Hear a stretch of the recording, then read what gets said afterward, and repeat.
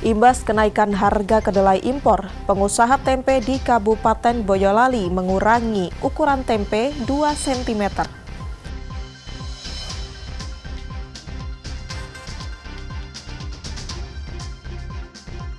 Kembali menorehkan prestasi di kancah internasional, mahasiswa Undip Semarang meraih 2 medali emas. Menikmati gurihnya opor bebek khas Boyolali dengan tekstur daging bebek yang empuk dan lembut.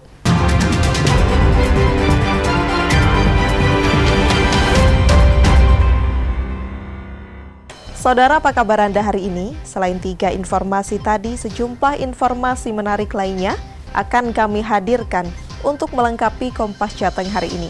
Selama 30 menit ke depan, Kompas Jateng menyajikan informasi independen dan terpercaya seputar Semarang, Jawa Tengah, dan Yogyakarta. Bersama saya, Gessi Lutfia.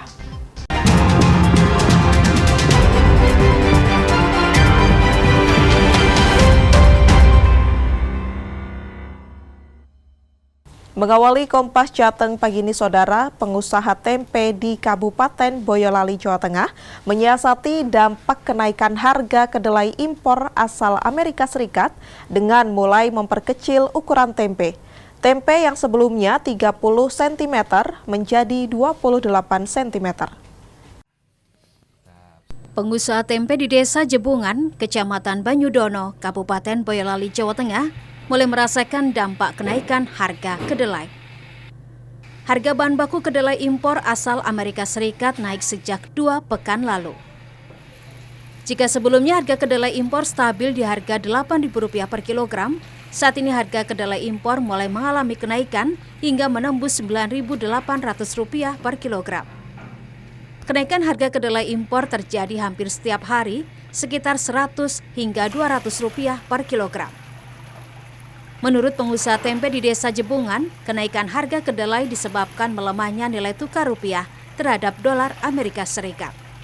Selain itu juga dampak dari perang tarif yang terjadi sejak awal April lalu. Agar tetap bisa bertahan dan terus produksi, pengusaha tempe memilih untuk memperkecil ukuran tempe.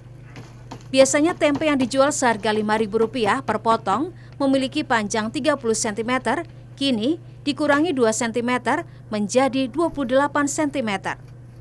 Hal ini terpaksa dilakukan untuk menutup kerugian karena harga bahan baku yang terus naik. Bahkan, jika harga kedelai impor masih terus mengalami kenaikan dan menyentuh Rp10.000 per kilogram, mau tidak mau harga tempe harus dinaikkan. Ya, untuk menyiasati dirubah bentuk gitu, jadi dirubah bentuk potongan.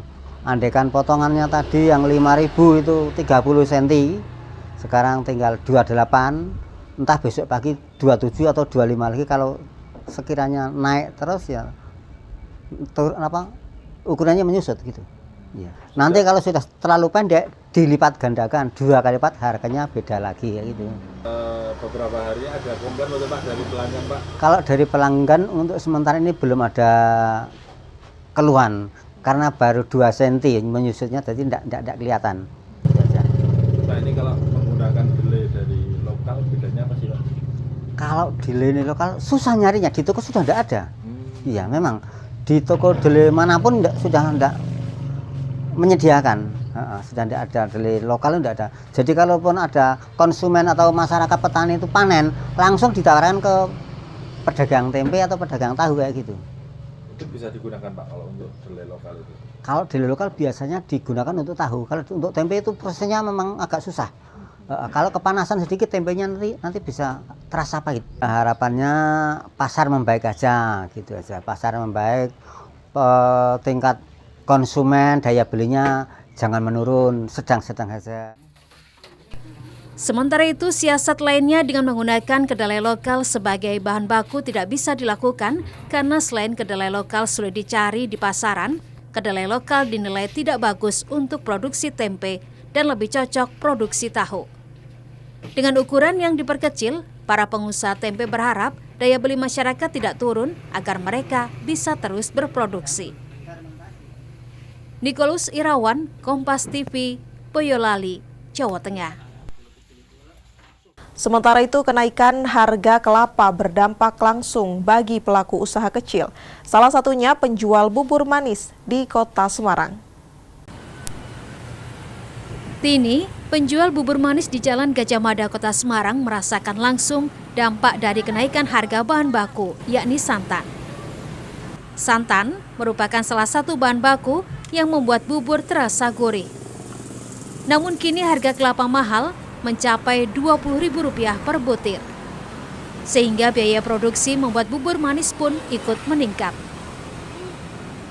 Tini pun merasa dilema karena untuk menaikkan harga jual bubur tidak mungkin ia lakukan karena akan berdampak pada pelanggannya yang kabur. Ia pun terpaksa mengeluarkan biaya pembuatan bubur 2 kali lipat untuk menjaga cita rasa bubur dagangannya meskipun harus merugi. Kalau santannya ini Mbak, ya harga kelapa itu mahal Mbak, naik dari lebaran sampai sekarang belum turun.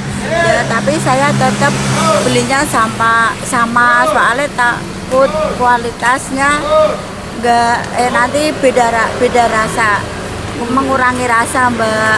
Jadi ini walaupun harga kelapa mahal, saya tetap belinya sama. Harga bubur pun tak jual sama Mbak, takut pelanggannya pada lari kalau kemahalan. Salah satu pelanggan bubur 7 rupa Bu Joko ini pun mengaku keberatan jika harga bubur dinaikkan dan lebih memilih porsi bubur dikurangi ketimbang harus mengurangi takaran resep yang bisa mengubah cita rasa. Kalau menurut saya sih sebaiknya sih jangan naik ya harga kelapa ya, karena dilihat saat ini juga kondisi marketnya kurang bagus, daya beli masyarakat itu sudah mulai berkurang ya, sudah orang tuh lebih banyak sekarang lebih baik masak di rumah daripada jajan.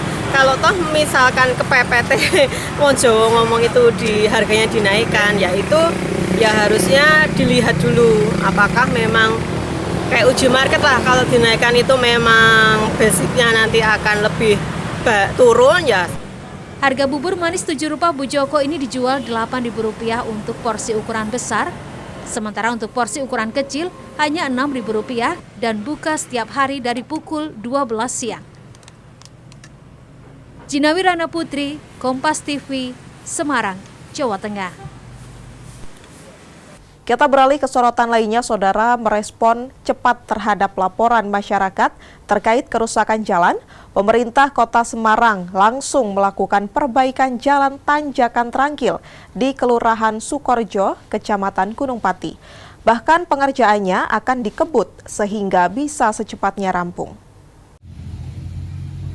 Dengan menggunakan alat berat, petugas pekerjaan umum Kota Semarang melakukan pembongkaran beton cor di Jalan Tanjakan Trangkil untuk diganti dengan pengaspalan.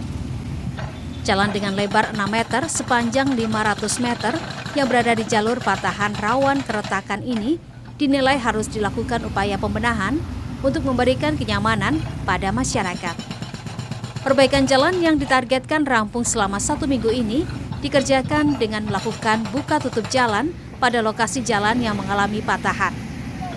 Kepala Dinas Pekerjaan Umum Kota Semarang, Suwarto, mengaku mengingat kondisi jalan yang rawan retakan atau patahan, konstruksi jalan yang sebelumnya beton akan diubah menggunakan aspal. Perbaikan Jalan Trangkil sudah kita mulai kemarin tanggal 22 April sudah melakukan pembongkaran, dan kemudian itu kan akibat adanya jalur patahan di sana, kemudian yang bawah itu ambles sehingga agak naik, ada betonnya naik ya, ini beton naiknya kita bongkar, dan di sisi kiri dulu ini nanti kemudian setelah sisi kiri selesai kita melakukan perkerasan di bawahnya, lalu kita lapisi dengan aspal. Jadi nanti ini perbaikannya nanti dengan aspal, karena khawatirnya nanti terjadi hal yang serupa lagi, itu perbaikannya lebih mudah dengan aspal. Selama perbaikan jalan, untuk sementara arus lalu lintas kendaraan kecil dan roda 2 dari arah bawah dialihkan ke jalan perkampungan. Heri Widodo, Kompas TV, Semarang, Jawa Tengah. Informasi lainnya, Saudara, sejak tahun 2024 hingga April 2025, terdapat 23 notaris di Jawa Tengah dilaporkan oleh masyarakat ke Kementerian Hukum Jawa Tengah. Mereka diduga tidak menjalankan prinsip kehati-hatian profesi. Hal tersebut disampaikan Kepala Kementerian Hukum Jawa Tengah Heni Susila Wardoyo saat melantik 186 notaris. Dari total 23 notaris di Jawa Tengah yang dilaporkan oleh masyarakat, tahun 2025 hingga bulan April ada 7 notaris dan tahun 2024 ada 16 notaris telah diperiksa oleh Majelis Pengawas Daerah maupun Majelis Pengawas Wilayah. Rata-rata notaris yang dilaporkan dianggap tidak melaksanakan tugasnya dengan prinsip kehati-hatian. Terkait sanksi, jika terbukti melakukan pelanggaran, maka bisa ditindak dengan pencabutan izin hingga pidana. Karena banyaknya notaris di Provinsi Jawa Tengah, tahun 2024 itu kurang lebih ada 16 notaris yang diadukan ya oleh masyarakat karena apa? Dianggap tidak melaksanakan tugasnya sebagai notaris dengan kehati-hatiannya. Itu ada sekitar 16 ya. Nah, sementara di tahun ini 25 ini sampai dengan bulan April ini kurang lebih terdapat 7 notaris yang diadukan dan itu sekarang lagi dalam proses pemeriksaan. Ya, biasanya mereka melaksanakan membuat satu akta karena didasarkan pada tidak berdasarkan fakta-fakta, misalnya seperti. Sementara itu, salah satu perwakilan notaris yang baru dilantik mengaku akan berkomitmen mentaati undang-undang dan kode etik notaris untuk memberikan kepastian hukum kepada masyarakat serta mengabdi kepada bangsa dan negara. Setelah kami disumpah tadi, kami berpegang teguh bahwa kami akan menaati undang-undang, kode etik notaris dalam pelayanan kami untuk memberikan kepastian hukum kepada masyarakat dan juga pengabdian kami kepada bangsa dan negara. Adanya laporan dari masyarakat terkait notaris yang tidak menjalankan prinsip profesinya menunjukkan bahwa masyarakat telah sadar akan hak mereka dalam kenotariatan. Prahayuda Febrianto, Kompas TV, Semarang, Jawa Tengah. Kembali menorehkan prestasi di kancah internasional, mahasiswa Undip Semarang kembali meraih 2 medali emas. Nantikan informasinya usai jeda pariwara berikut ini.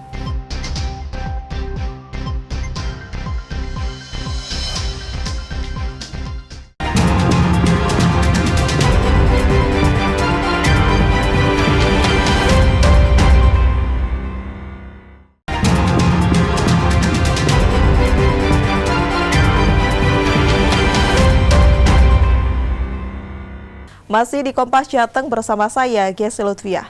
Mahasiswa program studi Sarjana Terapan Teknologi Rekayasa Kimia Industri Sekolah Vokasi Universitas Diponegoro kembali menorehkan prestasi gemilang di kancah internasional.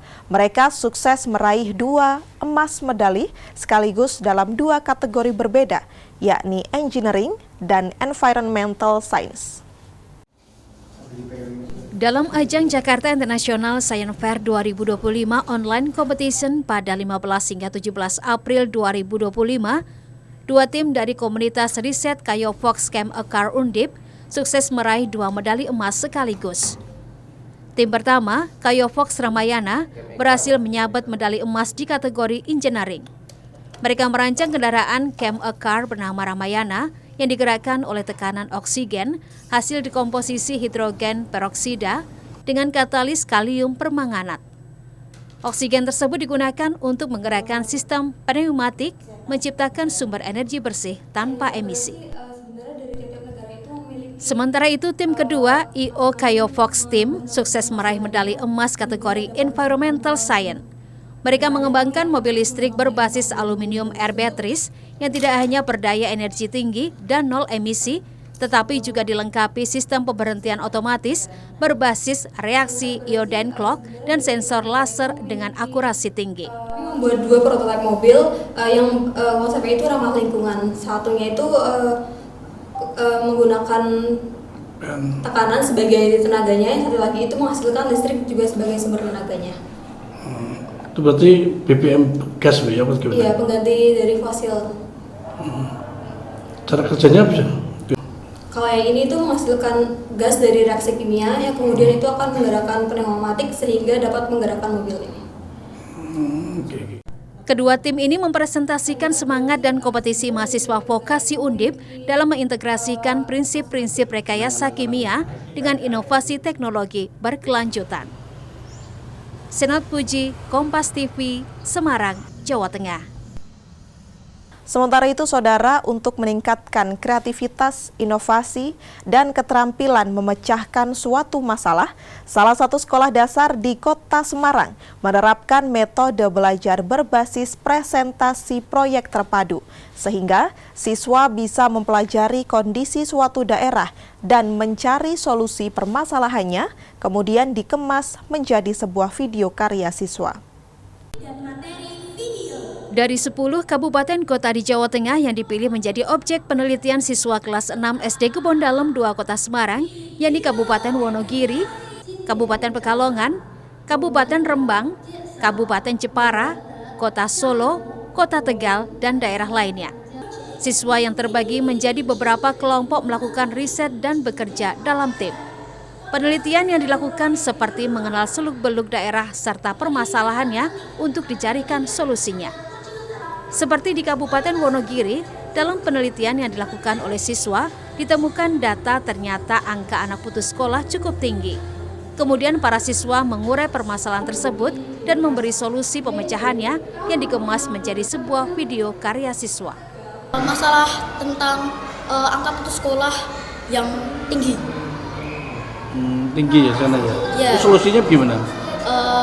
Kami membuat video edukasi tentang pentingnya pendidikan dan kami juga memberitahu dampak dari pendidikan yang rendah. Anak-anak diproses untuk bisa mengenal kota-kota yang telah dipilih, kota dan dengan proses literasi yang diambil. Mereka membaca tentang kota-kota itu, misalnya Wonogiri, Pekalongan, Tegal, Rembang, dan Magelang untuk hari ini. Mereka mencoba literasi tentang situasi daerah, lalu kearifan lokal, lalu persoalan-persoalan yang ditemukan. Dari situ mereka memang mengambil dari SDGs nomor 4 dan nomor 16, bagaimana masyarakat juga diangkat untuk bisa mengembangkan tentang pendidikan, misalnya tentang Wonogiri. Lalu mereka menemukan solusi dan mereka memberikan cara-cara untuk mengatasi persoalan itu. Dan anak-anak bersama-sama dalam kelompok. Lalu mereka menutup refleksi pengalaman itu dengan sebuah lagu yang diciptakan sendiri oleh mereka berdasarkan pengalaman yang diperoleh dari refleksi yang telah ditemukan bersama. Lewat pembelajaran berbasis proyek diharapkan bisa melatih siswa dalam memecahkan suatu masalah, melatih sikap proaktif dalam memecahkan suatu masalah, meningkatkan berpikir kritis hingga membuat ide-ide solusi. Senat Puji, Kompas TV, Semarang, Jawa Tengah. Informasi lainnya, Saudara, ratusan umat Hindu di Kota Semarang merayakan Hari Raya Galungan dengan melakukan persembahyangan di Pura Agung Girinata. Galungan merupakan perayaan suci umat Hindu yang menandai kemenangan, kebenaran atau dharma atas kejahatan atau adharma. Suasana khidmat terasa sepanjang prosesi persembahyangan Hari Raya Galungan di Pura Agung Girinata, Kota Semarang, Rabu kemarin. Pemuka agama umat Hindu memercikan air suci saat memimpin prosesi persembahyangan Hari Raya Galungan. Kegiatan doa bersama digelar tak hanya menyambut Hari Raya Galungan, namun juga mendoakan masyarakat Indonesia agar selalu cinta damai. Umat Hindu juga mendoakan mendiang pemimpin tertinggi umat Katolik, Paus Fransiskus. Ya, momentum Hari Raya Galungan ini juga kita jadikan sebagai kesempatan juga untuk berdoa bersama-sama dalam rangka menjaga harmoni, kerukunan antar umat beragama, intra-agama, dan tentunya ini sangat dibutuhkan dalam rangka membangun bangsa yang situasi saat ini. Dan pada kesempatan yang baik ini juga saya selaku Ketua PHDI Kota Semarang turut berduka cita yang sedalam-dalamnya atas berpulangnya Paus Fransiskus, pimpinan tertinggi dari saudara-saudara kami umat Katolik. Mudah-mudahan beliau saged amor ing acintya, artinya dapat menyatu dengan Sang Maha. Galungan tak hanya perayaan suci umat Hindu yang menandai kemenangan Dharma atau kebenaran, namun juga diperingati sebagai hari terciptanya alam semesta beserta seluruh isinya. Heri Widodo, Kompas TV, Semarang, Jawa Tengah. Menikmati gurihnya opor bebek khas Boyolali. Seperti apa rasanya? Informasinya sesaat lagi hanya di Kompas Jateng.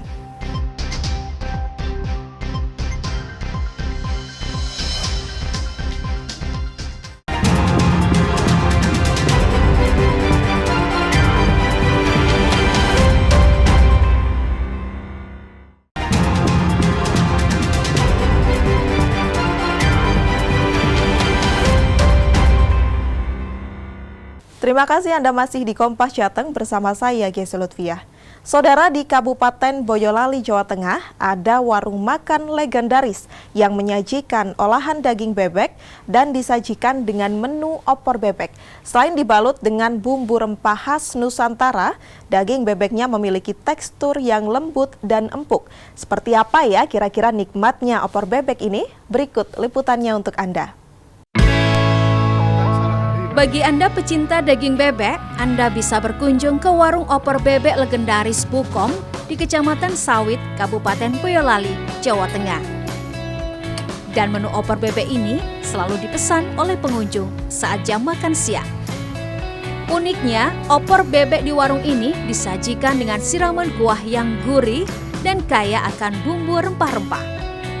Selain opor bebek, menu lain yang tak kalah nikmat yakni bebek goreng yang disajikan dengan kuah opor secara terpisah.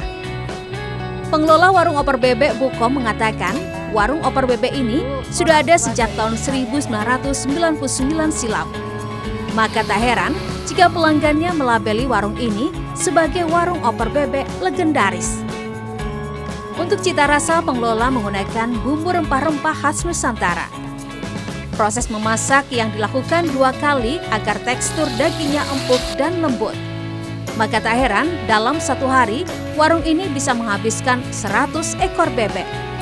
Dan saat akhir pekan atau hari libur meningkat hingga 150 ekor bebek per hari. Kalau orang bilang, kalau opor bebek itu ciri khas sini, tempat lain belum tentu ada opor bebek. Kalau bebek goreng banyak di mana-mana ada. Cuma khusus opor bebek, mereka lebih suka di sini. Yang jadi disukai apa? Jadi rasanya? Rasa kuahnya beda, kentalannya.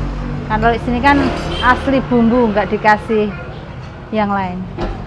Dan Cuma memang kalau di sini beda dari yang lain kalau orang cerita.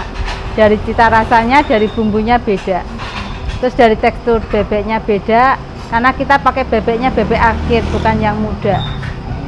Nah, maksudnya akhir tuh bebek yang udah habis-habisnya bertelur. Sejumlah pengunjung mengaku baru 2 kali datang dan ketagihan dengan sajian opor bebeknya. Selain empuk, bumbu rempahnya sangat terasa hingga menjadi pembeda dengan sajian bebek goreng atau bebek bakar. bedanya seperti apa, Mbak? Kalau biasanya bebek pada umumnya kan digoreng ya. Ini dimasak dengan cara opor. Itu sih menurut saya. Sudah berapa kali kesini? Baru 2 kali ini. Ya. Memang cocok atau seperti apa? Cocok sih Mas, dulu sekali kan kebetulan pas lewat mampir rame kan, terus yang kedua nyoba lagi kebetulan habis dari Boyolali terus mampir sini. Karena kalau yang bakar kan identik manis, kalau yang goreng identik asin ya. Kalau yang opor ini pas sih menurut aku. Kalau untuk dagingnya sendiri gimana, Mbak? Kalau untuk dagingnya sendiri ini sangat-sangat lembut ya. Jadi sekali dipegang ini bisa langsung meropol gitu. Untuk 1 porsi opor bebek atau bebek goreng dibanderol dengan harga Rp40.000 dan porsi 1 ekor bebek opor utuh dijual dengan harga Rp140.000. Nicholas Irawan, Kompas TV, Boyolali, Jawa Tengah.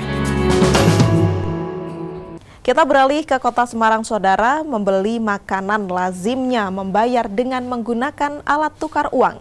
Namun di wisata kuliner Kampung Jawi yang ada di daerah Gunung Pati, Kota Semarang, Jawa Tengah, Untuk bisa menikmati kuliner di tempat ini, pembayaran menggunakan potongan kayu yang disebut kepeng. Ya, saudara, saat ini saya berada di wisata kuliner Kampung Jawi yang berada di Kecamatan Gunung Pati, Kota Semarang. Ya, di tangan saya sendiri merupakan keunikan kalau kita berwisata di sini, di mana di sini tuh tidak ada penukaran uang secara rupiah atau uang normal kita yang kita gunakan sehari-hari ya. Namun penukaran atau pembelian ini harus menggunakan kepeng. Kepeng ini berbentuk kotak seperti ini. Dia itu berbahan kayu. Dan satu kepeng ini setara dengan 3.500 jika dirupiahkan. Wisata kuliner Kampung Jawi yang ada di Kecamatan Gunung Pati, Kota Semarang, Jawa Tengah ini memiliki nuansa budaya Jawa yang kental. Mengangkat konsep yang sangat unik, wisata kuliner ini menggunakan alat pembayaran berupa potongan kayu berbentuk persegi dan bulat yang disebut kepeng. Nilai satu buah kepeng ini setara dengan 3.500 dalam rupiah. Pengunjung harus menukarkan uang rupiah ke dalam bentuk kepeng terlebih dahulu sebelum masuk dan membeli berbagai kuliner yang tersedia. Nantinya jika kepeng tersebut masih tersisa, pengunjung dapat menukarkannya lagi menjadi rupiah. Ini dapat kepeng, 7, 24 dapat 7. Ini untuk beli makanan di dalam. Di dalam itu makanan, wah macam-macam bermakanan. Iya. Selain konsep pembayaran yang unik, nuansa wisata kuliner Kampung Jawi ini juga tak kalah unik. Penerangan yang digunakan adalah obor api atau masyarakat sering menyebut dengan nama sentir, serta konsep bangunan yang erat dengan budaya Jawa. Sebagai seorang pemerhati budaya, di mana memang saya senang dengan budaya, khususnya budaya Jawa ya Mbak ya. Nah, itu saya terapkan untuk merubah wilayah ini. Salah satunya membuat angkringan Kampung Jawi ini ya, yaitu dengan tentunya membuat kita kembali ke zaman tempo dulu dengan penerangan. Tadi ada mungkin ada obor, ada sendir-sendir yang ada di meja dan di mana-mana sebagai salah satu ya bisa dikatakan keunikan atau penerangan yang ada di Kampung Jawi ini, Mbak. Makanan yang ditawarkan di wisata kuliner Kampung Jawi menonjolkan makanan khas daerah Jawa seperti garut, sawut, celilik, getot dengan minuman jahe rempah, wedang secang, dan masih banyak lagi.